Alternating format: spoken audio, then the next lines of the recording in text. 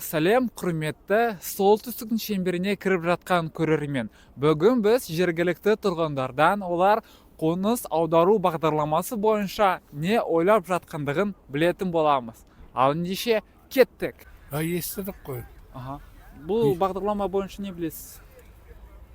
Білгенде енді қазақтардың көшіп келу керек қой бұл жаққа, бізде орыс көп. Қазақтандыру деген болу керек қой Қазақстанда. Ну, думаю, если среди этих людей, конечно, будут достойные, то есть что-то уметь делать они могут, либо какая-то специальность у них уже есть, то, скорее всего, они найдут здесь свое место и будут, как сказать, полезны нашему району, области.